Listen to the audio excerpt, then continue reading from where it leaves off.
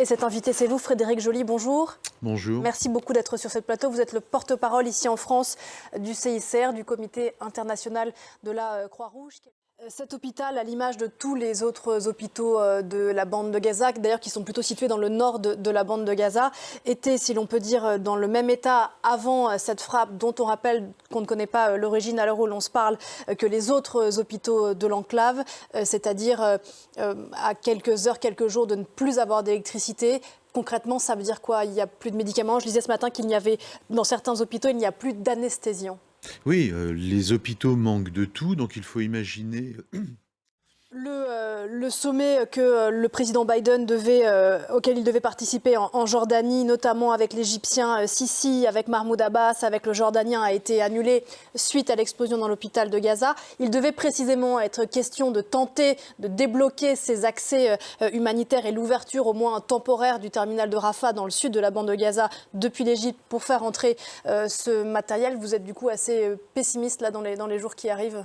On est pessimiste tout simplement parce qu'on est face à des urgences absolues. Pour qu'on comprenne bien ce que vous venez de dire, vous attendez de qui, de quel pays, que quelle action soit prise On attend de tous ceux qui peuvent avoir une influence sur cette urgence humanitaire, mettre tout en œuvre pour qu'il puisse y avoir un accès humanitaire et que des solutions soient trouvées pour que la population gazaoui puisse être à peu près protégée et puisse bénéficier des facteurs les plus essentiels pour leur survie. Et vous avez l'impression d'être entendu, que tout est fait, qu'on ne ménage pas ses efforts dans les chancelleries occidentales? Aujourd'hui, je crois, il n'y a pas que l'Occident. Pour qu'on comprenne bien la situation à l'intérieur de la bande de Gaza, il n'y a aujourd'hui que, je mets des guillemets, les équipes humanitaires qui étaient là avant le 7 octobre, c'est-à-dire, vous le disiez, une centaine de collaborateurs du CICR, le Croissant, le Croissant Rouge palestinien. Vous avez aussi les ONG comme Médecins sans frontières qui ont du personnel à l'intérieur, qui travaillaient déjà sur des programmes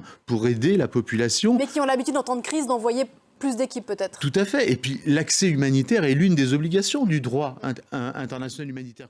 Très concrètement, aujourd'hui, est-ce que des Gazaouis sont en train de mourir faute de soins, faute d'aide humanitaire? Mais je crois que quand on voit les images... La Croix-Rouge, le Comité international de la Croix-Rouge est l'une des rares organisations à être en contact, vous m'arrêtez si je me trompe, et avec les autorités israéliennes et avec le Hamas qui gère la bande de Gaza. Et à ce titre, vous êtes un acteur important des négociations autour des otages.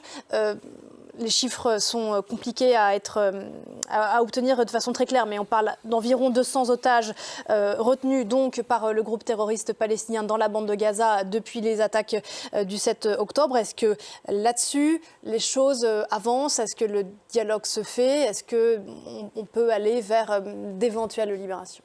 Le CICR, c'est une grosse partie de son métier, de ses activités. Vous ne pouvez pas nous dire à ce stade où on en est.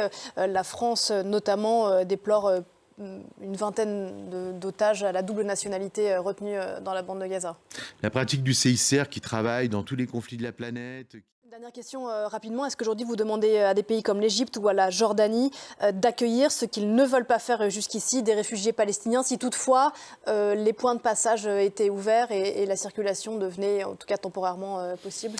Quand on voit la situation aujourd'hui à Gaza...